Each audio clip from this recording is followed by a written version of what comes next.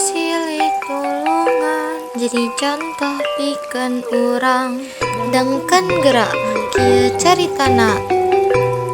Aya sirem rek nginum di sisi walungan keur ngarayap ka handap manehna ti soledad luk rak-rak kana cai hadina caina rada ngayembeu palabadinya mah tapi kekeh bae ari ngajai ka sisi mah manehna teu bisaeun. Tolong, iya kuring rek dikeurelep tulungan.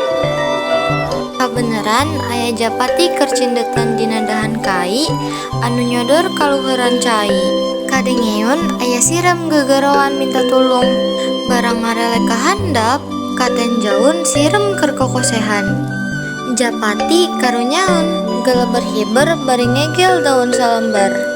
Song diasongkeun daun teh ka harapan sirem. Sirem tuluy nguntal kana daun.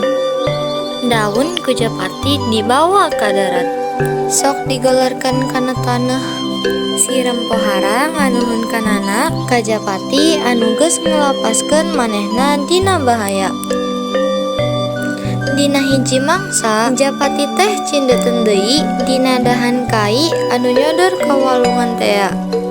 Sirem anu baheula ditugulungan ku manehna oge kabeneran aya di handapeun tangkal. Harita ti kajauhan aya paninggaran nyamperkeun lempangna teh ka keteuyepan teu talangkeu deui. Buru-buru sirem nyamperkeun Japati bari ngahareos ka manehna. Japati buru-buru gerah hiber. Tuh aya paninggaran keur ngintip. Paninggaran geus ngawengkal bedilna. Teu lila Japati buru-buru geuleber hiber. Isukna Japati papanggih deui jeung sirem. Nuhun pisan sakadang sirem, kuring geus ditulungan ku anjeun lepas tina balai. Ari eta mah kapanan kawajiban sararea. Nulungan batur anu rek menang cilaka eta wajib.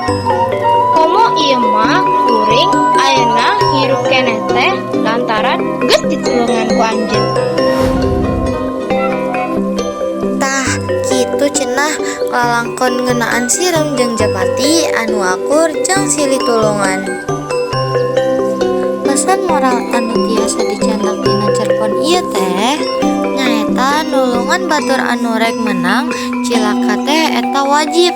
Emang kawajiban urang sadarea kudu kitu sebab urang hirup di dunya teh henteu sorangan.